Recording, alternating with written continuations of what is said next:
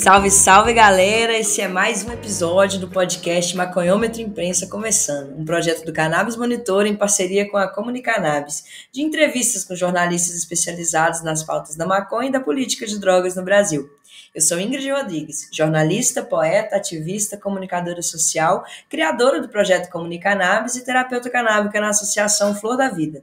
Também sou conselheira do Instituto Terapeutas Canábicos e integrante da Marcha da Maconha de Belo Horizonte e da Articulação Nacional de Marchas da Maconha.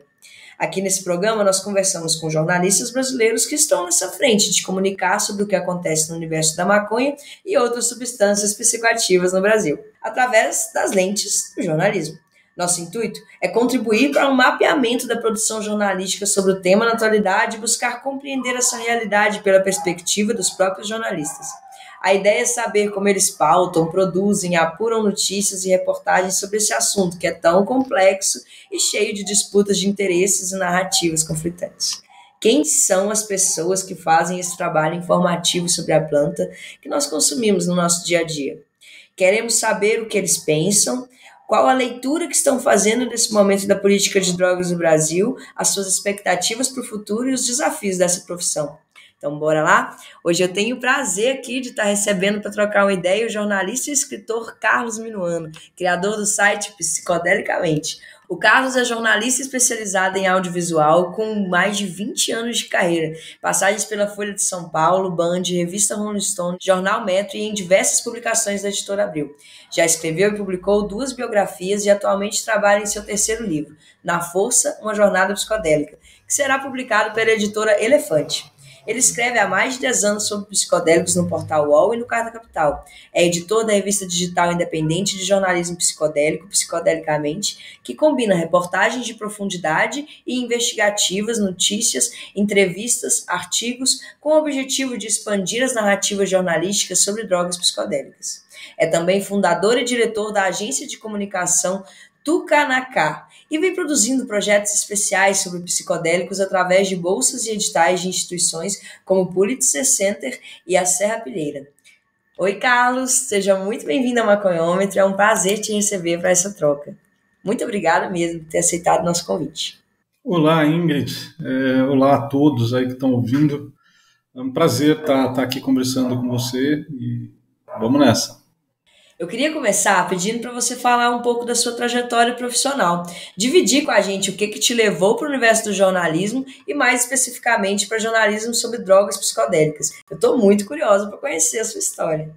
Então, Ingrid, é uma longa história, tá? Eu vou tentar dar uma resumida aqui, porque, enfim, eu tenho 51 anos e o meu interesse pelos psicodélicos começou lá atrás, nos longínquos anos de 1980, no finalzinho da década de 80, e depois de eu ler um livro chamado A Erva do Diabo, do Carlos Castaneda, eu resolvi me enveredar aí por um pasto e comi cogumelos, porque não tinha peiote aqui, né? No livro do Carlos Castaneda, que é um clássico, né, da década de 60, para quem não sabe, conta a história, né, de um antropólogo que começa a pesquisar o peiote e as tradições xamânicas lá no deserto de Sonora, no México. Mas, enfim, daí eu, inspirado aí no Carlos Castaneda, eu me meti num pasto, já com algumas informações sobre como colher, qual o cogumelo certo para comer. E tive uma experiência fantástica, cara. Assim, eu fiquei muito impressionado. No começo eu pensei que ia morrer. Eu tinha 16, 17 anos. Mas foi muito intenso, assim, depois daquela arrebentação, daquela fase inicial, né, que você vai se ajustando, vai entendendo a força, eu comecei a ter uma porrada de insights, cara, e eu vi que aquilo não era uma droga no sentido recreativo, que aquilo era uma escola, cara. Eu comecei a sentir um monte de coisas legais, entender meus sentimentos, e eu falei, que bacana isso, né, e fiquei ligado aí nessa sensação. E depois, a minha história com os psicodélicos, ela se entrelaça com o jornalismo lá por 1999. Na época, assim, minha primeira experiência assim, como jornalista foi editando uma revista independente. Eu não era nem formado em jornalismo, eu trabalhava com quadrinhos ali no finalzinho da década de 90. Eu tentei, né, uma carreira nos quadrinhos, mas O máximo que eu consegui foi fazer quadrinho de sexo explícito, eu fui desenhista de história em quadrinhos de sexo explícito na Presa Editorial, e aí não deu muito certo, não ganhei muita grana, estava meio insatisfeito, e aí eu acabei montando uma revista, junto com alguns artistas, entre eles o Arrigo Barnabé, o cartunista Angeli, o músico Alberto Marcicano. A revista se chamava Doutor Chico, isso foi em 1997, e aí em 1999 eu estava vivendo um período muito turbulento da minha carreira, e eu estava montando uma edição da revista e me apareceu um maluco querendo publicar uma reportagem sobre ayahuasca. E a gente fez uma reunião no restaurante, ele me mostrou umas fotos de uma cerimônia de ayahuasca lá no Peru, e eu fiquei encantado, cara, como se eu tivesse sido flechado no coração, sabe? Eu olhava aquelas imagens de uma cerimônia indígena lá em Tarapoto, que fica entre os Andes e a selva peruana, estado de Tarapoto, na região de São Martín, no Peru.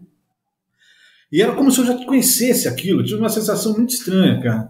E aí eu falei, olha, eu publico essa matéria se você me levar para beber esse chá. E aí no sábado seguinte ele me levou para uma sessão, não era na Amazônia peruana, não tinha condições na época, mas foi no interior de São Paulo, com um médico chamado Wilson Gonzaga, médico psiquiatra, que tinha um grupo em Cabreúva, o grupo existe até hoje em Mogi das Cruzes, é o grupo Rosa de Luz.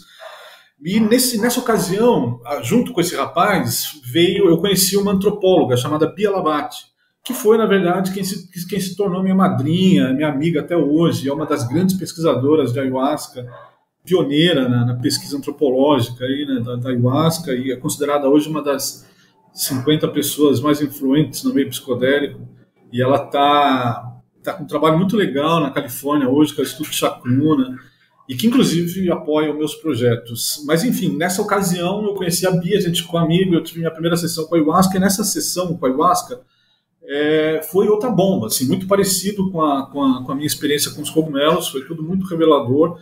E nessa primeira experiência eu tive um impulso muito, assim, um insight muito contundente de que eu precisava estudar jornalismo e que eu precisaria escrever sobre a ayahuasca, sobre os psicodélicos, para abrir caminho, né, nesse Brasil aí para falar dessas substâncias, porque quando eu comecei a escrever sobre psicodélicos, os psicodélicos não tinham esse espaço que tem hoje na mídia, né?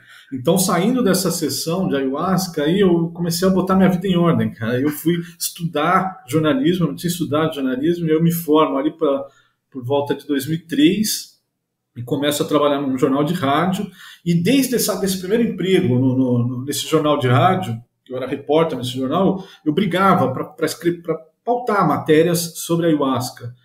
E eu não conseguia, assim, havia um preconceito muito grande em relação a esse tema. Eu discutia pra caramba, assim, meu editor, ele falava assim, pô, Carlos, isso é uma droga, isso é um alucinógeno. Uma vez eu tomei esse negócio e a Virgem Maria desceu e veio falar comigo. É claro que isso é uma droga.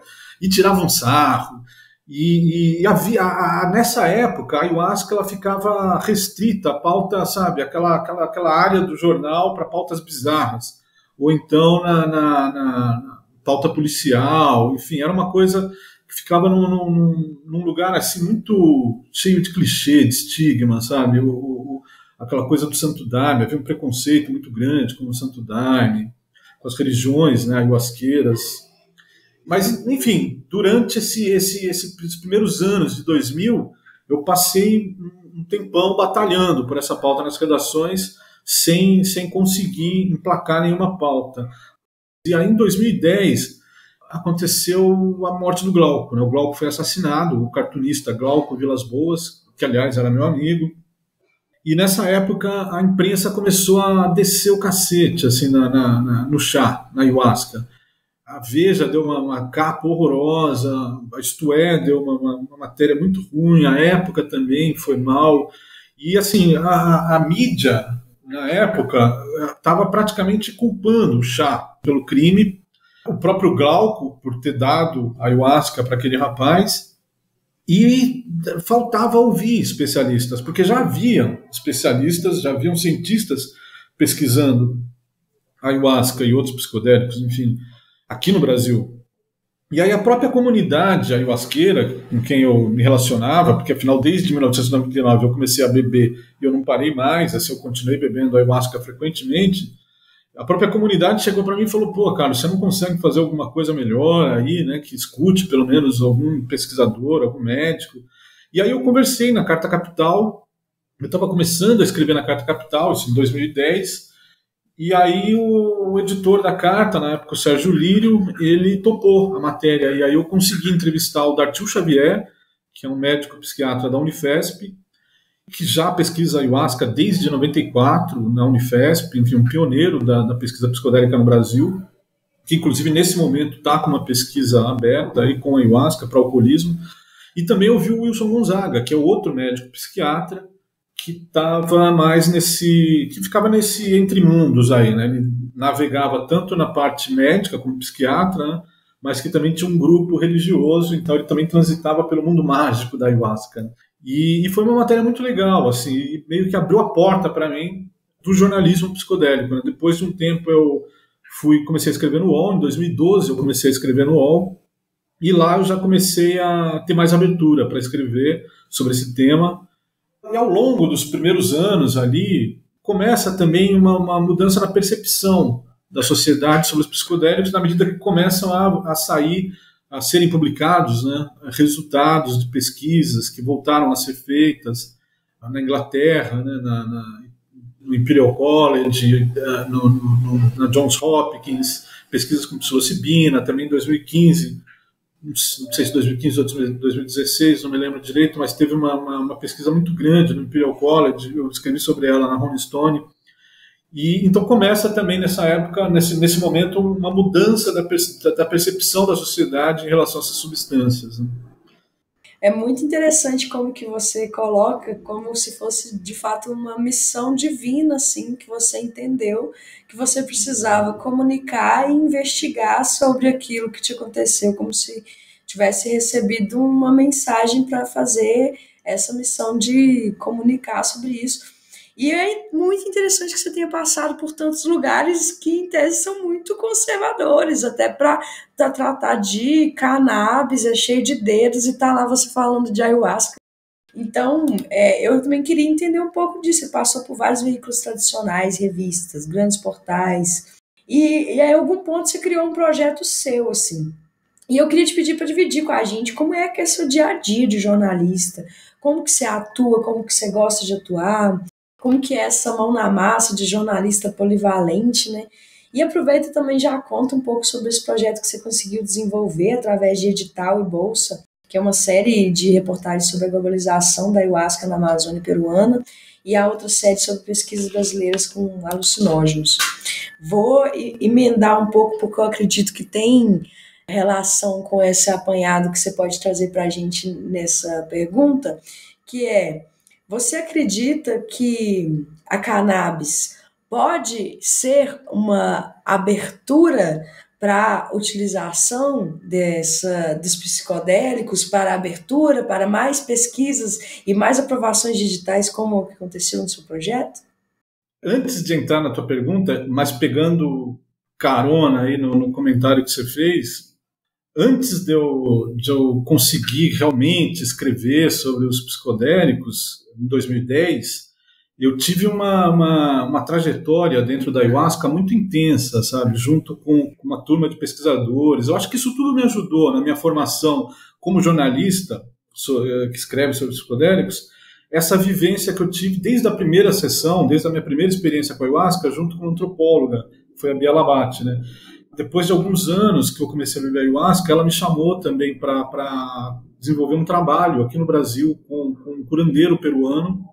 Inclusive, essa é a abordagem da ayahuasca que mais me interessa, tanto como alguém que pesquisa ayahuasca no campo pessoal, como jornalista, esse uso indígena amazônico do Peru é o que mais me interessa. Mas eu sei que, só para te contar que, então, durante um ano, eu, a Bia, mais uma antropóloga e um curandeiro peruano, a gente teve um trabalho aqui em São Paulo, um grupo de ayahuasca.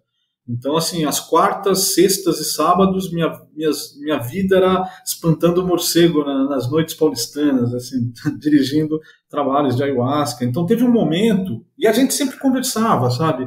Eu não sei nem até que ponto ela vai gostar de saber que eu contei isso num programa, mas enfim, a gente, quando a sessão dava uma apaziguada, a gente saía para fumar uma pátio. Uma pátio, para quem não sabe, é um tabaco medicinal usado nas cerimônias de ayahuasca. E lá no Peru não existe sessão de ayahuasca sem o uso de uma pátio. Mas enfim, a gente começava a conversar, sabe, e falar sobre as nossas missões, e ela sentia que a missão dela era na antropologia, no campo da ciência, sabe, abrindo caminho para a compreensão, né, acadêmica e científica sobre esse assunto. E eu sentia realmente mesmo que eu tinha um papel de, sabe, ali do lado da comunicação mais para o grande público, sabe, de conseguir traduzir tanto esse mundo mágico como até esse mundo científico também, né? Porque o conhecimento acadêmico que se acumula ao longo de todos esses anos de pesquisa com ayahuasca é todo numa linguagem muito hermética, né? Que é uma linguagem acadêmica e assim, poucas pessoas têm acesso a isso, né? Então, realmente rolou isso durante um bom período, sabe? Assim, nessa primeira fase, nessa primeira década minha com a ayahuasca, uma sensação nítida mesmo de que havia um trabalho a ser feito e começando a trabalhar com isso, cada vez mais eu percebo que faz todo sentido, sabe? Esses toques que eu recebi lá da sessão, enfim. Mas, enfim, parece papo de maluco isso, né? Mas aí, então, partindo para a tua questão lá, no começo, desde o começo do meu caminho como jornalista, inclusive antes de me formar, eu segui um norte que me ajudou muito e tem me ajudado até hoje na produção de conteúdos jornalísticos, que é assim, escrever sobre o que me interessa, escrever sobre o que eu gosto. Então, assim, o meu primeiro trabalho como jornalista foi montando uma revista junto com amigos sobre uma revista de cultura, né, uma revista independente de cultura. Então, eu escrevia sobre o que eu queria. A revista não deu muito certo, assim, porque eu não era formado, eu cometi todos os erros possíveis, e aí eu fui estudar, né, jornalismo, me formei e tal, e dentro quando eu trabalho pela primeira vez numa redação, de fato, né, como editor-chefe, contratado, e tendo que trabalhar em pautas que não eram as que eu queria, assim, ao mesmo tempo, eu todo dia, diferente da maioria lá da galera na redação, eu já chegava com um monte de ideias, sabe, na reunião de pauta. Eu já chegava com as minhas anotações no bloquinho, vamos falar disso, vamos falar daquilo. É claro que no começo eu não conseguia. Esse jornal que eu comecei a trabalhar, esse jornal de rádio, se chamava Jornal dos Trabalhadores, era numa rádio AM, assim, era um jornal que passava às 7 horas da manhã, nem minha mãe escutava, mas foi uma grande escola, assim, e lá era um programa, inclusive, da Rede CUT de rádio, imprensa sindical, e eu era, assim, durante um bom tempo lá eu não conseguia aprovar pauta nenhuma, só me davam pauta ruim para fazer, inclusive, oficialmente, assim, eles me chamavam de repórter especial para evento ruim. Então eles me mandavam para as piores pautas. Mas aos poucos, sabe, eu comecei a mudar o jogo. E aí então eu lembro que eu consegui fazer um especial sobre população de rua, que eu pautei, foi ideia foi minha. Eu consegui fazer matérias lá na aldeia Tenondeporã, na aldeia Guarani, porque desde o começo, quando eu fui para o jornalismo, eu fui com muita vontade de escrever sobre populações indígenas, sobre a Amazônia, sobre populações mais vulneráveis, sabe, problemas sociais. E então, assim, daí quando eu começo no UOL, eu já chego lá com uma bagagem mais, sabe, já mais conhecendo mais do jogo, enfim, então, e eu seguindo essa mesma lógica, sabe, de escrever sobre o que eu gosto. Então, eu sugeria muita pauta. Isso não é muito comum, pelo menos nas redações onde eu passei, não era muito comum. Geralmente muitos dos repórteres chegavam e ficavam esperando serem pautados. Então acho que o fato de eu chegar com muitas propostas, eu acho que acabou me abrindo espaço para escrever sobre coisas que eu gostava. Então foi mais ou menos por aí que eu comecei a escrever muito sobre psicodélicos, né?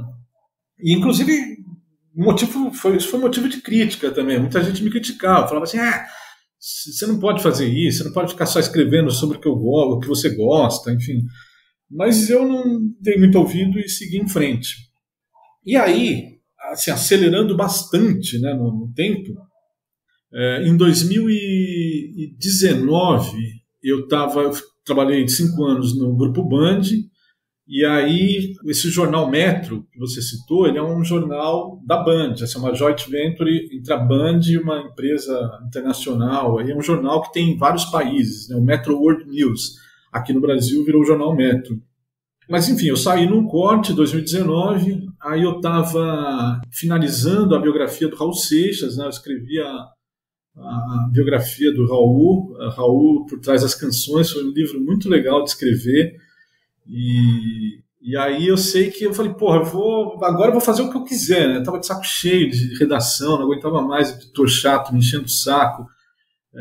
E aí eu falei, bom, eu vou montar, né, uma mini empresa, uma agência de comunicação, e vou fazer o que eu quiser. Vou terminar o livro do Raul, e aí queria começar a voltar, né, a escrever mais sobre psicodélicos, porque também eu não escrevia só sobre psicodélicos, eu tinha que principalmente no jornal Metro, ali eu tinha que me revezar com outras pautas. Eu trabalhava num núcleo de especiais, então eu tinha que, sabe, cuidar de uma demanda que vinha e me afastou um pouco, sabe, dos psicodélicos. Então, em 2019, esse corte para mim foi uma carta de alforria e um sinal verde para eu voltar a trabalhar com os psicodélicos, escrever mais sobre os psicodélicos. E eu nunca parei de escrever no UOL. Comecei em 2012 e sempre escrevi, sempre fiquei ali fazendo especiais. Então, quando eu saio do Metro, eu volto a uma produção mais intensa lá no UOL. E eu ficava batendo na tecla lá de criar uma coluna. Eu queria ter uma coluna sobre psicodélicos no UOL.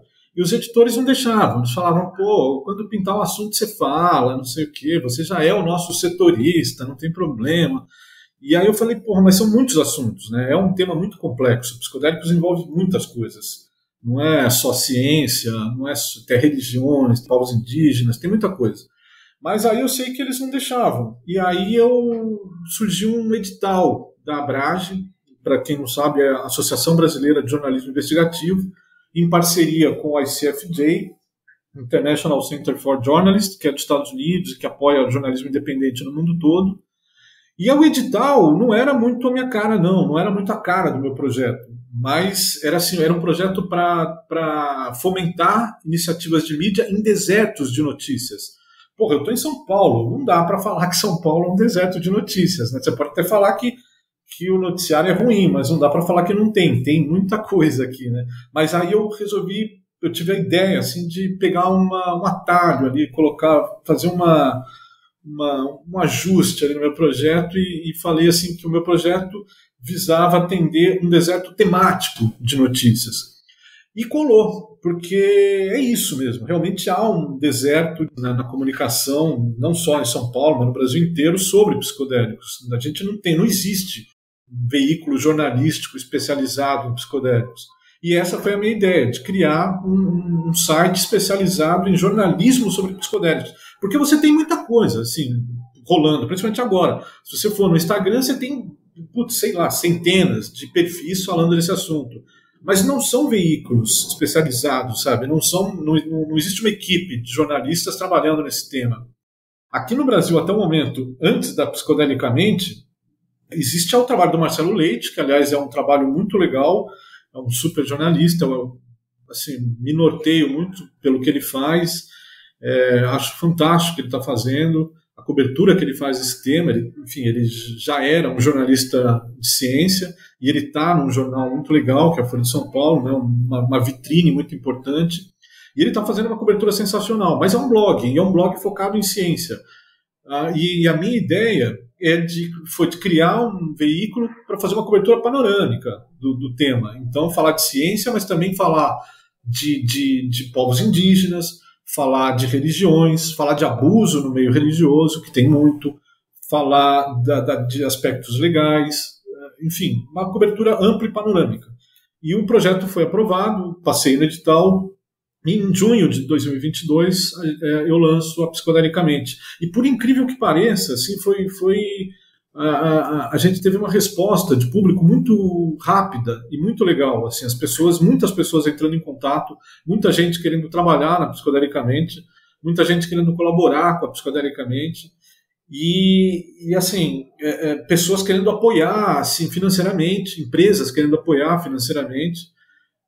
E daí isso me animou muito, assim. Então, de largada, assim, a gente saiu com uma grana boa, eu conseguia pagar freelas na época, e aí eu logo consegui emendar com esse apoio inicial desse edital do Abrage e do ICFJ, eu consegui emendar com o apoio do Pulitzer Center e da Fundação Gabo, né, da Colômbia.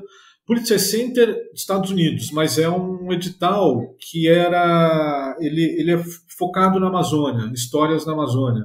É o Amazon Rainforest Journalism Fund, que é todo focado em incentivar histórias investigativas na Amazônia. E eu já tinha, como eu te falei, né, esse carinho por essa abordagem, né, da ayahuasca na Amazônia, pela medicina tradicional amazônica. E eu venho percebendo, antes de propor esse projeto, enfim, antes de conseguir esse apoio do Pulitzer Center, da Fundação Gabo, eu vinha reparando que essa onda da renascença psicodélica, ela estava crescendo no mundo todo, então no mundo todo se falando sobre ciência psicodélica, mas eu comecei a me questionar sobre o impacto disso na floresta amazônica, qual o impacto disso nos territórios ayahuasqueiros, lá na Amazônia peruana, por exemplo, porque o Peru é o lugar no mundo onde mais se bebe ayahuasca, é o epicentro do turismo espiritual da ayahuasca. Muita gente vai para o Peru, isso há muitos anos já, isso não é de hoje, há muito tempo já existe um turismo ali. Mas eu comecei a me questionar, será que essa renascença psicodélica ela está criando uma nova onda de turismo espiritual lá no Peru? E o que será que isso está, como será que isso está impactando nas comunidades indígenas, na floresta amazônica, esse povo todo tomando tanta ayahuasca, o mundo todo comprando ayahuasca, será que vai acabar a ayahuasca lá na floresta? E aí eu consegui aprovar um projeto de investigação que teve esse apoio do Pulitzer Center e da Fundação Gabo. O nome do projeto eu chamei de Amazônia Psicodélica. E aí eu consegui fazer 2 viagens em 2022. Uma vez eu fui para a região de San Martín, que é a cidade de Tarapoto, que fica entre os Andes e a floresta amazônica, e depois, acho que menos de um mês depois, eu fui para Pucallpa, que é considerado assim o coração místico da Amazônia, é um berço da ayahuasca, um lugar lindo, fantástico, recomendo que quem puder e quiser que vá, porque ali tem a ayahuasca assim, ainda em seu estado mais puro, sabe, a tradição da ayahuasca no seu formato assim, mais puro, mais raiz, é muito lindo, cara. E fica na região de Ucayali. Eu tive lá e em ambas as viagens bebi ayahuasca com os curandeiros lá. Eu super recomendo, viu? E aliás, assim, tem um curandeiro, fazendo um jabá aqui, tem um curandeiro peruano vindo para São Paulo chamado Dom Mateu, que é um dos curandeiros mais antigos lá de Pucallpa. E é uma oportunidade rara, viu, para quem quiser. Eu não sei que dia que vai esse programa pro ar, mas em novembro ele vai estar em São Paulo, ele também vai passar pelo Rio Grande do Sul. E é um curandeiro muito, muito especial, sabe? Um cara assim, que é meio que o maestro dos maestros, assim, professor dos outros curandeiros. Mas, enfim, resumindo a história, daí, voltando do Peru, aqui no Brasil, eu consegui mais um apoio para Psicodelicamente, que foi com o Instituto Serra Pilheira. A gente conseguiu aprovar lá um projeto chamado Yes, Nós Temos Ciência Psicodélica, que a ideia era fazer meio que contar um pouco da história da ciência psicodélica no Brasil, que já existe há muito tempo, né? Assim, não começou agora. E aí então eu fui para o Rio Grande do Norte, lá onde tem o Instituto do Cérebro, o pessoal do pesquisador lá, trabalha lá com o pesquisador Draulio Barros de Araújo, que pesquisa ayahuasca, que tem pesquisas assim, muito importantes nesse campo assim, da neurociência, e que está assim, trazendo respostas assim, muito importantes, né? Na ayahuasca, por exemplo, no tratamento da depressão, da ansiedade. Também tem o Siddhartha lá, enfim, eu também estive no Rio, conversando com os pesquisadores lá, que trabalham com ayahuasca em minicérebros, comandados por um neurocientista chamado Steve Drain, um cara muito legal. Então, assim, a Psicodelicamente ela nasce assim, com força total. Assim, a gente teve uma largada assim, muito legal, e várias pessoas, né, se juntaram ao projeto. A gente tem um conselho científico, um conselho editorial, alguns pesquisadores fazem parte da revista, né? E a gente tem apoio hoje da Associação Psicodélica do Brasil, a gente tem uma parceria com o site Ciência Psicodélica, de divulgação científica, e mais recentemente a Bia se juntou a nós, né? A Bia do Estudo Chacruna. E agora, esse ano, assim, a gente já está enfrentando assim, uma outra realidade, assim, com pouca receita. Essa é a minha próxima pergunta. Por enquanto, nós estamos num mar de rosas, deu a missão para ele falou, vou com tudo, passou, foi subversivo dentro das grandes mídias, mas estava ali construindo, né? O próprio desenvolvimento enquanto jogador do meio já foi galgando quando chegou nos outros lugares com um pouco mais de sagacidade, e aí depois chutou o balde e falou, eu agora já tenho como meter a louco e fazer o meu próprio trem. E aí, a partir disso, como que foi os desafios dessa construção? O desafio de falar sobre psicodélicos no Brasil, e os desafios, de forma geral, de fazer um jornalismo tão, digamos assim, atípico, mas ao mesmo tempo, poxa, olha, há quanto tempo que você está aí, quantas conquistas que você teve. Então, conta pra gente um pouco dos percalços desses caminhos. Então, a gente começou esse ano de 2023, já com menos grana no bolso, mas continuamos na luta, enfim, algumas pessoas tiveram que sair, enfim. Agora, em relação à cobertura, eu acho que é legal destacar assim, que eu me assustei um pouco, sabe, com essa proposta de fazer uma cobertura dos psicodélicos, porque eu comecei a reparar que realmente é muito mais complexo do que eu pensava também, sabe.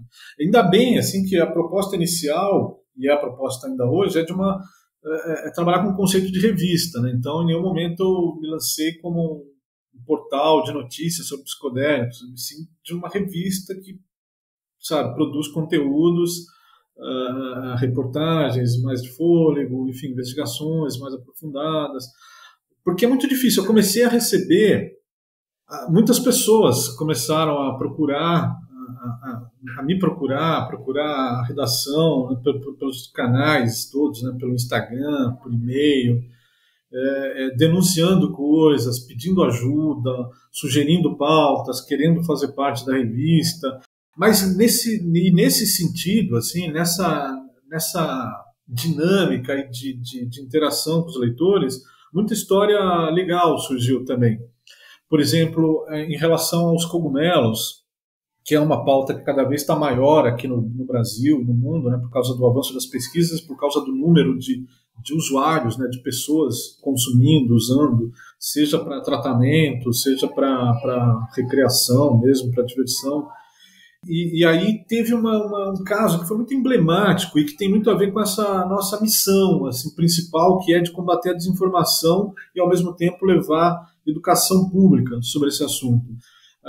No começo do ano, um rapaz em Brasília foi preso com cogumelos e a Polícia Civil do DF soltou um comunicado à imprensa assim, muito ruim, muito errado, cheio de informações confusas e de informações falsas. Assim, os caras falavam que a psilocibina era uma droga perigosíssima, altamente tóxica e que podia matar. É o contrário disso, né? É exatamente o contrário disso. Só que esse comunicado chegou em muitas redações e os repórteres não leram, assim, ou leram com muita superficialidade.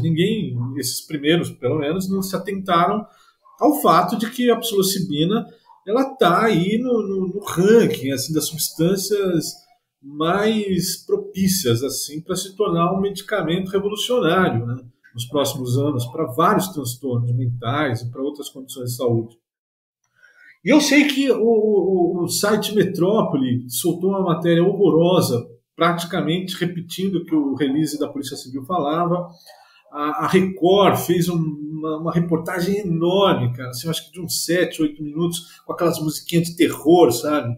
e falando, assim, o mesmo texto lá do release da polícia, falando que era uma droga perigosa, que o menino lá que tinha sido preso era o Heisenberg dos Kogus, sabe?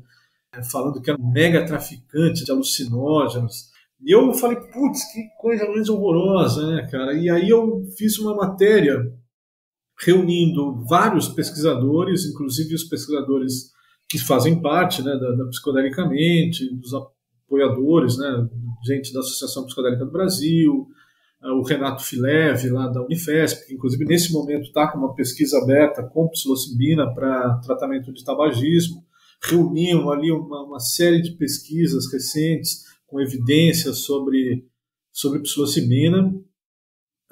Questionei até a polícia sobre o porquê, né, deles emitirem um comunicado daquele tão cheio de informações equivocadas, e eles se enrolaram totalmente lá e me responderam uma bobagem, que está inclusive na matéria que eu publiquei na Psicodelicamente, mas essa matéria ela circulou pra caramba e acabou assim, servindo para o objetivo mesmo que ela foi escrita, que foi, ainda que numa proporção pequena, educar. A Record fez uma outra reportagem, não sei te dizer se do mesmo tamanho, mas ouvindo exatamente as fontes dessa matéria que a gente publicou, e outros sites começaram a recontar, sabe, a história de uma outra maneira, e o rapaz, depois de alguns meses, ele foi solto.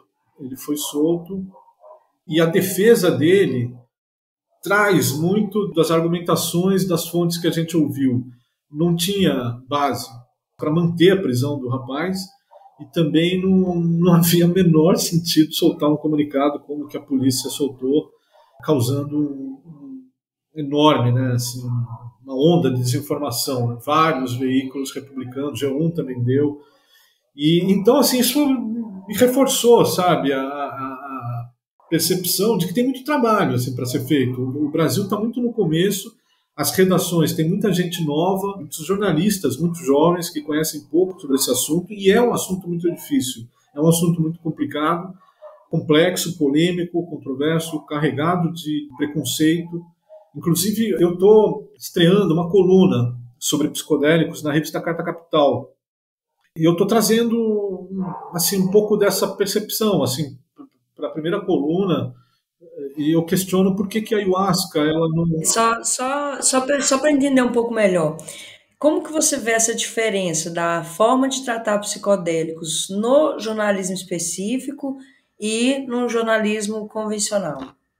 Então, a falta de conhecimento, né? Assim, porque quando você está nas grandes redações, como eu te falei, ela tem muitos jornalistas que são muito jovens e que têm que cobrir muitos assuntos diferentes. E o campo dos psicodélicos, além de ser um campo que está se desenvolvendo agora, mais rapidamente, é tudo muito novo, né? Principalmente para esse pessoal que está nas redações. Então, isso impõe um desafio para os próprios veículos cobrirem esse tema. E eu acho que é onde existe um espaço para um jornalismo especializado, né? E é nesse sentido que a gente lançou Psicodelicamente, porque para fazer uma cobertura especializada, inclusive a gente tem como projeto lançar um manual de jornalismo psicodélico com dicas assim, de boas práticas, como apurar o banco de fontes, porque também tem isso, né? Assim, na correria da redação, você conseguir encontrar lá um pesquisador para te atender, enfim, conseguir... São poucos, né, veículos especializados em psicodélicos, assim, né? Eu não conheço nenhum. Eu até é uma das questões que eu queria perguntar para você, assim, se sobre a cannabis surgiu muito, né, nesses últimos anos. Agora, sobre psicodélicos, realmente a gente não tem conhecimento de muita coisa, mas tem alguma coisa, né, Gal? Você tem algum que seja parceiro, concorrente? Como que é a sua visão atualmente do que tem, assim, além do psicodelicamente, ou não tem mesmo, é só o psicodelicamente que é específico? Aqui no Brasil, a gente, até onde eu sei, a Psicodelicamente é o primeiro veículo de jornalismo especializado em cobrir os psicodélicos. Tem o blog do Marcelo Leite, que é um blog jornalístico dentro da Folha de São Paulo, mas é um blog, né? Agora, uma revista especializada em psicodélicos, eu não conheço. Você tem, como eu te falei, né? Tem perfis nas redes sociais, tem grupos aí produzindo coisas, tem o site Ciência Psicodélica, que é um site de divulgação científica, mas ele é formado por pesquisadores e não por jornalistas, embora tenha lá um jornalista que ajuda na produção dos conteúdos. Fora do Brasil, a gente já tem uma outra realidade, né? Por exemplo, lá nos Estados Unidos tem o Lucid News, que é um veículo jornalístico, produz jornalismo mesmo sobre psicodélicos, especializado em psicodélicos. Existem outros vários. Agora, aqui no Brasil, a gente está muito no começo. E é por isso que eu acredito muito no potencial mesmo, né, da psicodelicamente de crescer e de fazer um bom trabalho aí nesse campo, porque existe uma demanda por esse tipo de informação. Existe um público ávido por informações sobre psicodélicos. Assim como existe um público ávido por psicodélicos, assim, para tomar psicodélicos, para entender os psicodélicos. A gente publicou uma matéria semana passada sobre uma pesquisa na Unifesp, que é com ayahuasca e psilocibina. E assim, explodiu de gente, assim, me procurando, querendo participar da pesquisa. Muitos nem leram o texto para ver qual que era o perfil da pesquisa, mas querendo se inscrever, sendo que nem é comigo, né, lá na Unifesp.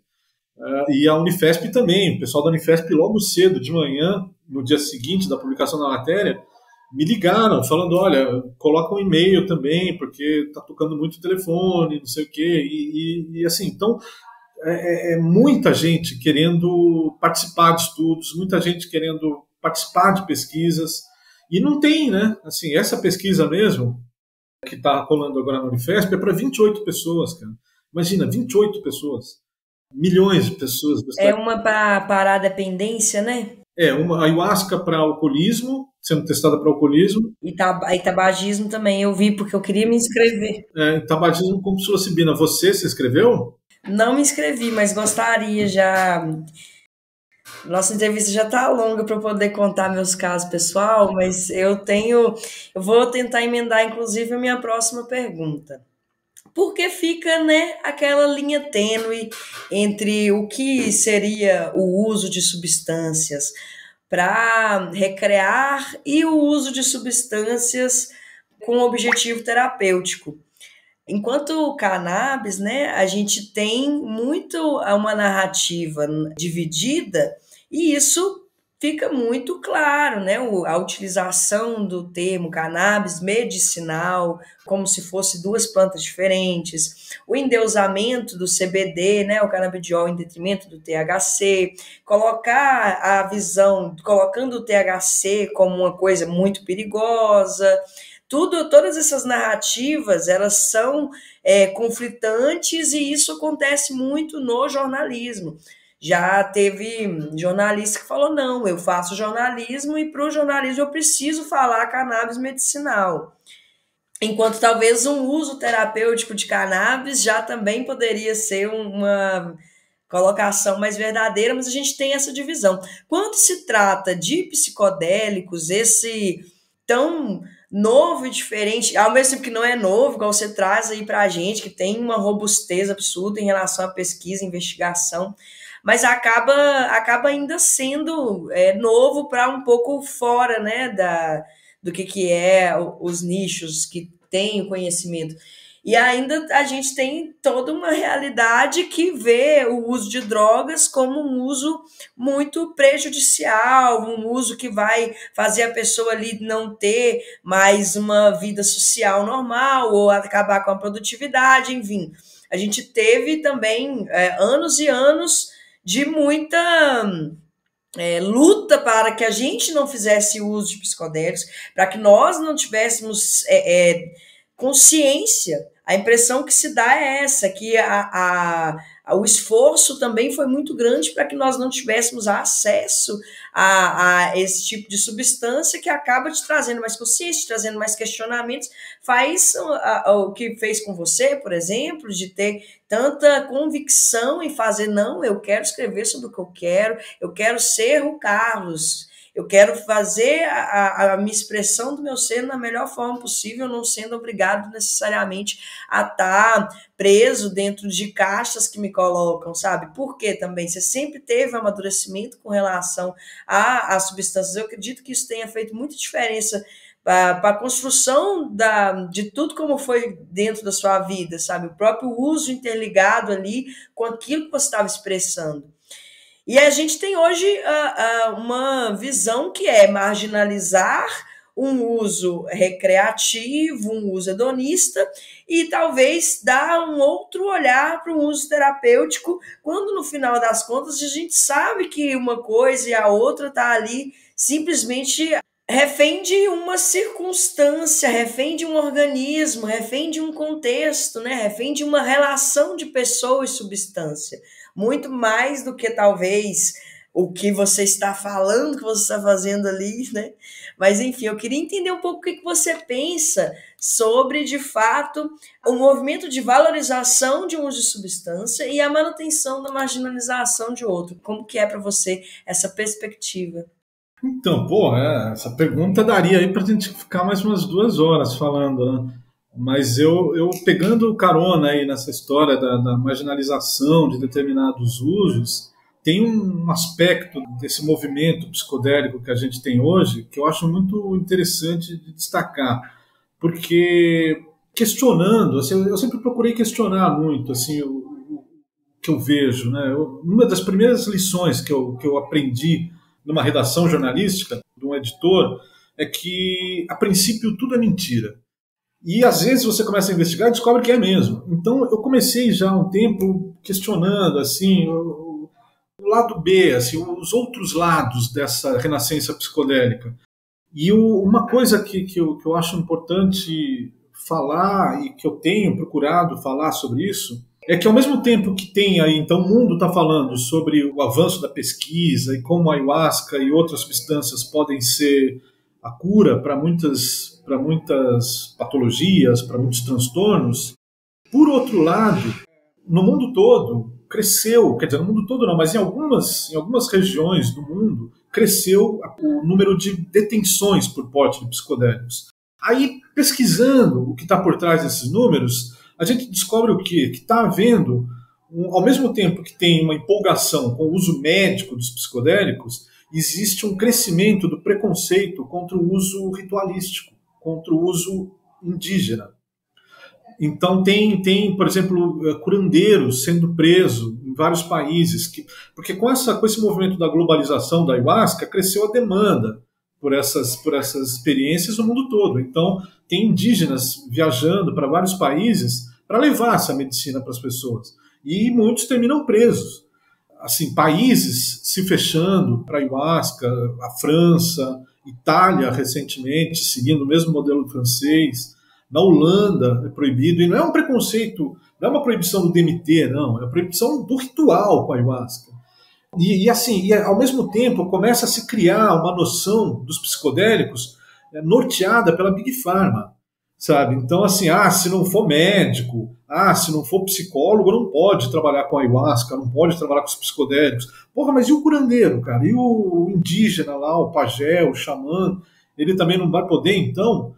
Então, eu acho que a gente está vivendo um momento muito especial nesse campo dos psicodélicos, e eu acho importante, aí eu estava até falando disso agora há pouco, eu estou estreando uma coluna na revista Carta Capital sobre psicodélicos, e é uma coluna da Psicodelicamente na revista Carta Capital, e eu estou trazendo essa questão, sabe, assim, o quanto a gente está norteado por uma renascença psicodélica que tem uma perspectiva norte global, sabe, o modelo dela é americanizado. E eu acho que o Brasil tem a obrigação, por sua história, sabe, pelo seu histórico de uso tradicional da ayahuasca, por ser um país amazônico e um dos maiores países amazônicos, né, 60% do território brasileiro é a Amazônia. O Brasil é o berço dessas tradições, é um dos berços, Brasil e Peru. são os países com mais floresta amazônica, com mais tradições indígenas ayahuasqueiras, que foram as matrizes de muito do que a ciência psicodélica aprendeu. Então, assim, o Brasil tem uma responsabilidade de pautar uma renascença psicodélica com uma perspectiva sul-global, amazônica, sabe, indígena, e adaptada à nossa realidade. Porque as pessoas ficam falando de o MDMA vai ser aprovado em 2024 nos Estados Unidos. Porra, mas e daí? É um modelo caríssimo que está sendo desenvolvido lá, não vai dar para implantar aqui, ou pelo menos não vai ser implantado aqui para um grande público, sabe? Em termos de acesso, não foi feito para o Brasil.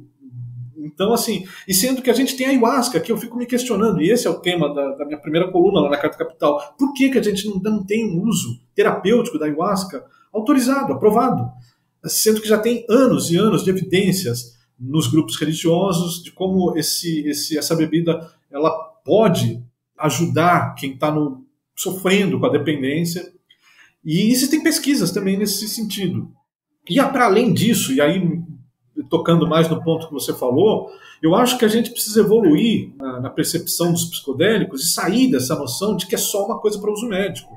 Porque não é. As pessoas podem se beneficiar dos psicodélicos para o seu bem-estar. Eu acho que esse é um segundo passo, que logo mais vai estar sendo amplamente difundido, sabe? As pessoas que querem usar um psicodélico para qualidade de vida, para ficar bem, para fora, sabe, desvinculado de qualquer ritual religioso ou de qualquer tratamento de algum distúrbio. Eu estava conversando outro dia com a Vivi Seixas, a filha do Raul Seixas. A gente é amigo, tá? Ela foi uma grande fonte do livro que eu escrevi, e ela está usando microdose de psilocibina, e ela usa regularmente a ayahuasca. E ela falando da psilocibina, eu achei muito legal, porque ela não faz uso só de microdose, ela faz uso de macrodose. E ela falou, porra, Carlos, eu me sinto super bem, sabe? Eu não sei se é recreativo, mas eu sei que eu me sinto bem e não tenho ressaca depois. Sabe? Então, por que ela não pode fazer uso disso? Sabe, enquanto outras coisas são liberadas, né? O álcool é liberado, a salsicha é liberada. A salsicha é terrível. Então, assim, eu acho que o mundo tem muito para evoluir, assim, no sentido de compreender, sabe, a quantidade de usos possíveis dos psicodélicos. É claro que não é também, não dá para falar todo mundo pode usar, porque também tem riscos, são substâncias que podem, enfim, levar as pessoas a terem experiências muito profundas, muito intensas. Então, sim, precisa também de cuidado, mas eu acredito muito numa revolução, sabe, psicodélica vindo aí, e acho que todo mundo que trabalha com esse tema, seja no jornalismo, seja na ciência, está trabalhando, e que trabalha de uma maneira séria, né? Está trabalhando nas bases de uma revolução aí que está a caminho, não só restrita ao campo da saúde mental, ou da saúde como um todo, mas também para o bem-estar, para o autoconhecimento, para a criatividade, enfim. A gente tem um país, um estado muito hipócrita, e acaba que as regras e os problemas, eles se reverberam nos lugares. Eu vejo, por exemplo, o uso de psicodélicos. Eu que fui uma pessoa que fui muito em festival de música eletrônica, assim, nunca foi um problema conseguir absolutamente nada. Qualquer coisa, você tem algum tipo de curiosidade para fazer uso, e até hoje é assim. Ou seja, é muito fácil se conseguir qualquer tipo de substância no Brasil. Se você quer, você consegue. E é o que você disse. São substâncias que podem sim trazer experiências muito fortes e muito complicadas para as pessoas. Então, se a gente tem um estado, a gente sabe que dá para conseguir, qualquer pessoa consegue conseguir. Mas aí se proíbe e finge que não está acontecendo, e isso coloca as pessoas em muito mais risco do que se nós simplesmente descriminalizássemos todas as drogas e buscássemos formas mais inteligentes de poder fazer a utilização delas. Porque da forma como está, você consegue, mas você não tem bem como é a maconha, não tem procedência do que é o produto, não sabe o que você está usando, não sabe quais interações que são seguras, quais que não são, não tem absolutamente nada, muito pelo contrário, você tem uma incrível curiosidade que é, inclusive, mais aguçada pelo fato de ser uma coisa proibida. Então, é disfuncional 100%, torço para essa revolução psicodélica também, acredito e luto por ela. Estamos juntos nessa aí. Eu queria também te perguntar um pouco sobre as suas referências, né? Quem são as suas referências? Não precisa ser só no jornalismo, mas eu gostaria também que você trouxesse um pouco de referência dentro do jornalismo, não precisa também ser só brasileiro, mas contasse um pouco para a gente quem que você tem consumido, de onde que está sendo assim pessoas que são inspiradoras para você, quem que você indica que as pessoas também possam consumir para poder estar desenvolvendo melhor assim esse conhecimento sobre psicodélico. Então, Ingrid, quando essa pergunta sobre referências é uma pergunta difícil, assim, quando você falava, eu fiquei olhando aqui na minha volta, eu estou cercado, assim, por um monte de livros, e então, assim, eu procuro ter referências muito diversas, sabe? Eu leio muito livros, né? O Michael Pollan, por exemplo, é um cara que eu costumo seguir, não só ele, mas a turminha lá da Universidade da Califórnia, Berkeley, né? Que criou lá, aliás, tem um trabalho muito interessante lá, um grupo muito interessante dirigido pelo Michael Pollan, que está focado no jornalismo psicodélico. Existe um núcleo de jornalismo psicodélico na Universidade da Califórnia, em Berkeley. Então, esse é uma turma que eu sigo. O pessoal do ICEERS, que é um grupo de pesquisa sediado na Espanha, que tem um foco mais amazônico, sabe? Eles fazem uma cobertura muito legal da Amazônia mesmo, dessa Amazônia xamânica aí que eu curto, que eu gosto e que eu quero. É uma história que eu quero contar, porque, inclusive, se você me permite aí uma observação sobre isso, passeando, né, viajando ali pela Amazônia, principalmente pela Amazônia peruana, o que eu pude constatar é que o conhecimento tradicional está em extinção. O impacto que eu queria, né, lembra que eu falei que eu queria saber qual era o impacto da globalização da ayahuasca lá nos territórios? Um dos impactos mais evidentes é esse, assim, sabe? O turismo psicodélico está atropelando o conhecimento tradicional. Então, assim, muitos estrangeiros tomando conta dos territórios, comprando centros, abrindo centros, resorts, e cobrando em dólar dos turistas e pagando em moeda local, né? Sol peruano, os indígenas, explorando os indígenas. E o conhecimento tradicional sendo atropelado pela demanda dos turistas, né? Então tem trabalhos específicos para nichos específicos, enfim. Então eu procuro referências relacionadas a essa temática e são referências escassas, viu? Assim, pouca gente está de olho nisso na Amazônia peruana, na Amazônia colombiana. Então minhas fontes estão assim são poucas assim sobre isso. O Instituto Chacruna da Bia Labate, lá nos Estados Unidos, é uma turminha que está fazendo um trabalho muito legal. Inclusive agora eles criaram uma plataforma chamada Vozes Indígenas, que tem justamente essa intenção, sabe, de trazer o olhar indígena para a questão dos psicodélicos, porque eles estão marginalizados nessa renascença psicodélica e eles estão se ligando disso, sabe, eles estão se ligando sobre isso.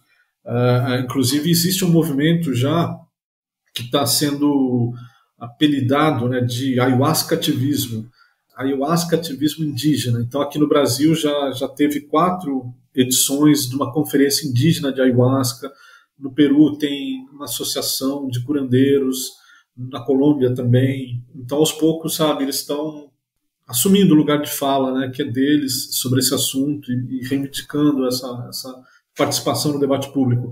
Agora, aqui no Brasil, assim, eu gosto muito do trabalho do Marcelo Leite, a gente se conhece, se fala de vez em quando, mas ele faz um trabalho muito bacana, que eu respeito muito e admiro, e acho que é isso, viu? Assim, assim, eu acho que falta, tem muito espaço, né? Assim, a gente tem um terreno fértil aí, um público ávido por informação, então tem espaço aí para muita coisa ser feita aqui no Brasil em termos de comunicação, sabe? Eu mesmo quero fazer bem mais coisa do que eu estou conseguindo fazer. A gente está com uma campanha também no Apoia-se, sabe? Porque a Psicodelicamente é uma revista independente. Assim, o único apoio que a gente tem no momento é do ICFJ, que é essa organização americana aí que fomenta jornalismo independente. Mas a gente tá lançando em breve aí uma campanha no Apoia-se aí para tentar arrecadar fundos aí para fazer mais coisas. A gente, inclusive, acabou de lançar também uma newsletter chamada Observatório Psicodélico, que pretende fazer aí uma crítica da mídia junto aí com os nossos colaboradores aí, cientistas e especializados. Cada 15 dias a gente lançou o primeiro no último dia 29 de setembro, e a gente um por quinzena, né? A cada 15 dias a gente vai estar lançando um boletim aí falando dessa cobertura dos lados positivos e também dos negativos, enfim, tentando trazer mais subsídios aí para debater essa comunicação sobre psicodélicos, que aqui no Brasil está se construindo, que no mundo todo está se construindo, né? Mas aqui a gente está bem no começo. Como cobrir esse assunto, sabe? Como falar sobre as substâncias, que cuidados tomar, onde estão as fontes. Eu acho que tem muito espaço e muito trabalho a ser feito, sabe? Em breve a gente está com projetos novos aí, trazendo do forno coisas muito legais aí, também para discutir, sabe, os psicodélicos na quebrada, sabe? Muita gente nas quebradas, nas periferias, usam psicodélicos, se interessam por psicodélicos, e é um outro público que está hiper marginalizado. A ayahuasca, por exemplo, virou ali um circuito super classe média, elitizado, né? E, então acho que tem territórios assim, novos territórios também assim para serem explorados, né? Novos públicos assim que precisam ser incluídos nesse debate. Mas, enfim, em termos de referências, eu acho que eu te falei aí a maioria assim que eu uso, e livros também. Aliás, é outra questão, assim, né? Falta muito livro sobre psicodélico, né? Aqui no Brasil, tanto produzido aqui quanto traduções, né? A gente tem pouquíssimos livros comparado com o que existe de produção mundial. Eu, aliás, aproveito aqui para fazer mais um jabá. Eu estou lançando, né? Como você falou lá no comecinho, eu estou finalizando um livro que vai ser lançado em breve, que é o Na Força. Mas tem muito espaço para livros também, tanto para traduzir quanto para escrever. Espero que esse terreno aí da comunicação se desenvolva, porque tem muita coisa para ser falada. É natural da humanidade, né? A gente não existiu sem fazer uso de substâncias, de plantas, de psicodélicos, é intrínseco nosso. Mas a impressão que dá é que quando a humanidade começa a de fato utilizar, né, como foi na época das grandes navegações, que se trocavam especiarias, né, se trocavam substâncias, quando foi crescendo a utilização e essa troca, veio também uma onda muito conservadora para poder frear isso, e a impressão que eu tenho às vezes é que a nossa sociedade ela fica disputando forças o tempo inteiro. Quando a gente vai para poder, né, avançar dentro de um entendimento, vem uma outra força para impedir que isso evolua. Mas com os anos eu acredito que a coisa ela vai ficando enraizada, ela vai se fortalecendo, a gente vai vendo que não há como, né, gente? O proibicionismo é uma ignorância, é uma burrice que já se sabe que não dá certo, que não é o caminho, e não tem como fugir disso. Eu acredito que vai se cada vez mais surgir, sim, investigações, pesquisa, utilizações, porque não há como frear a força da natureza, não há como frear a nossa própria essência e a nossa busca por conhecimento, a nossa busca por quem somos, né? E aí está intrinsecamente ligado ao uso de substâncias em várias religiões, em praticamente todas. Então, como que a gente pode ignorar isso, né? Como que a gente pode agir como se não fosse um tipo de importância central dentro da nossa existência. Não tem como a gente não olhar dessa forma. E te deixo aí disponível também. Você disse que você recebe muita oferta de freela. Estou disponível caso você queira fazer uma matéria na Amazônia. Só chamar. Acho super interessante. Nosso podcast me deixou muito instigada. E eu também queria que, para a gente poder encerrar, assim como eu, que fiquei curiosa para saber, o que você diria de dica, né, para quem se interessa por esse jornalismo de psicodélicos, de política de drogas, de cannabis? Quais dicas que você daria, né, para quem tem vontade de fazer esse trabalho que você faz? Eu acho que um bom caminho é procurar boas fontes, né? Assim, procurar se aproximar dos pesquisadores que estão trabalhando assim com esse tema, que são também muito corajosos, né?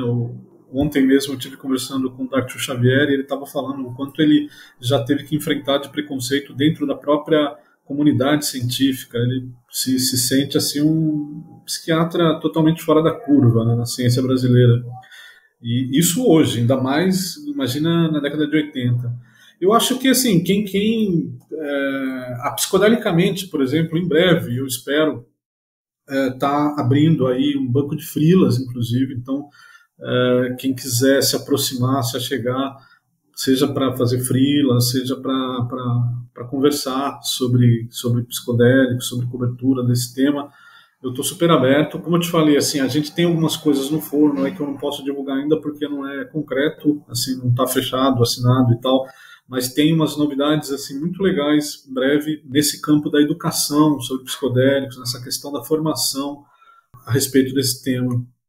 E assim, inclusive, e outra coisa que eu acho importante falar assim é sobre quem quer usar, né, também psicodélicos. Eu acho assim que uma dica super importante é procurar por exemplo, no caso da ayahuasca, né, que é uma bebida assim, bastante difundida aqui no Brasil, procurar lugares, né, que tenham tradição de uso, porque eu vejo também uma bagunça rolando aí. Muitas pessoas que mal conhecem a ayahuasca começam a fazer trabalho como se fosse xamã, aí, começa a usar uma narrativa indígena aí, se apropriando aí de histórias aí que nem conhece direito. Então, eu acho que é importante deixar esse alerta também, assim, porque ao mesmo tempo que é uma substância muito muito boa, assim, muito transformadora e ela também pode levar para lugares difíceis assim de lidar. Então, assim, quem for fazer o uso dessa substância, principalmente da ayahuasca, que faça numa casa que tenha tradição. Aqui no Brasil a gente tem grupos muito fortes na tradição da ayahuasca, né? Os Cunicuim, os Yawanawá, e lá no Peru, o Shipibo-Cunibo, enfim, importante tomar esse cuidado aí. Enfim, e a psicodelicamente está aberta a todo mundo que queira se aproximar, tá? Para conversar sobre jornalismo psicodélico e sobre psicodélicos de um modo geral. Todo sucesso do mundo para vocês.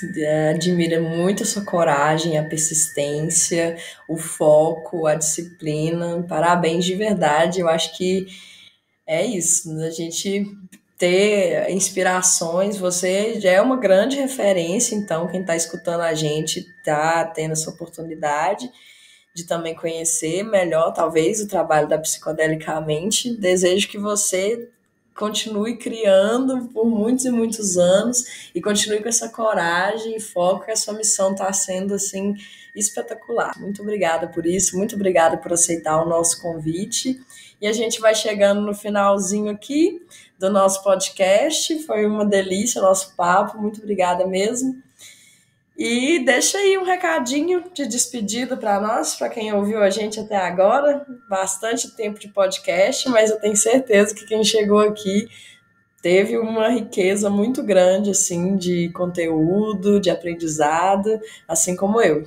Então, eu também te agradeço, Ingrid. Quero deixar um forte abraço aí a todos principalmente todos que escutaram, né, que chegaram até aqui no final da conversa. E assim, desejo que todo mundo assim que se sinta, né, tem esse impulso aí, né, de conhecer mais os psicodélicos, que faça isso com cuidado e com respeito e que assim, é é um caminho muito bonito assim, de cura, de conhecimento. Enfim, deixo um grande abraço para todos volto a dizer, a Psicodelicamente está aberta aí para quem quiser chegar e conversar. Enfim, a ideia, aliás, é de criar uma comunidade mesmo para falar desse tema. Poderia ficar aqui falando ainda muito mais ainda com você, Carlos, agradeço muito, mas é isso, galera, a gente vai chegando ao fim. Quem quiser conhecer mais o trabalho do Carlos, vai lá, pesquisa, vê da Psicodelicamente, como ele disse, está muito aberto, eu mesmo depois vou procurar ele para a gente conversar umas coisinhas. E esse foi mais um Maconhômetro em Pensa, dessa vez com Carlos Minuano, jornalista, escritor, criador e editor da revista digital Psicodelicamente. Muito obrigada pela companhia de quem nos ouviu até aqui. Espero que tenham curtido a conversa assim como eu. E se você gosta do nosso conteúdo e puder dar aquela moral para o nosso projeto, fortalece o Cannabis Monitor na nossa campanha de financiamento coletivo. O endereço é apoia.se/Cannabis Monitor.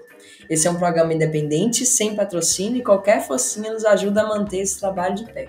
E não esquece também de seguir em _Comunicannabis, para poder acompanhar também o trabalho dessa que vos falo. Um beijo grande para todo mundo e até a próxima entrevista, galera. Fui!